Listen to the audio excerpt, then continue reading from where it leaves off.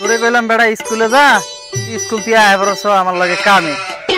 আব্বা আপনি প্রতিদিন এত কষ্ট করেন, কষ্ট আমার সহ্য হয় না, এর লেগে আপনার লগে কাজে এসে বলছি আজকে। আহারে আমার ভিতরে আমি গালমন্দ করে স্কুলে যায় না, আর কত চিন্তা করে হয়। আচ্ছা চল বাবা চল, আজকে ক্ষেতের কাম একবারে সব শেষ করে এলাম। স্কুলের পড়া পারি না, হের লেগে আইছি আব্বার লগে কাজে, এটা যাতে আব্বাই কোনো মতে না জানে।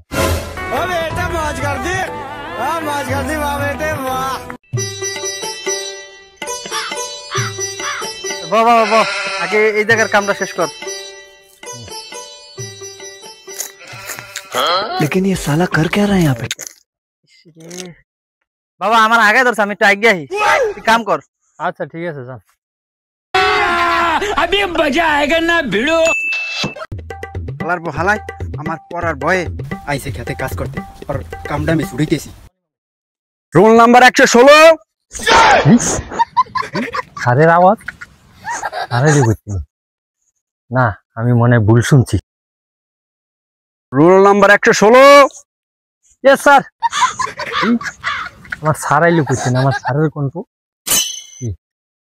রইতে মনে হয় আমি বেশি শুনতে আছি না, আমি কাজ করি। পড়া ক স্যারের কণ্ঠ। স্যার আপনি? এবারে পড়া ক। স্যার আমি তো পড়া পারি না।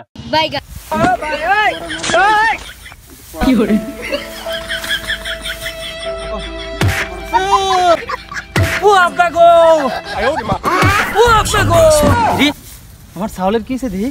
আমার ছাগলের আওয়াজ खत्म बाय बाय এই মিয়া, তুমি আমার ছাগলের মারতাছো কে?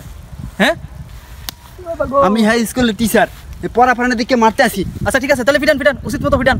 হালার ভিতরে এত টেয়া পয়সা দিয়ে পড়ালেখা করাই, ঠিক মতো পড়া পারে না, স্কুলে যায় না, ফাঁকিবাজি করে। ফিটান তাহলে ঠিক আছে, ফিটান। ভিডিওটা ভালো লাগলে লাইক কমেন্ট শেয়ার করবেন।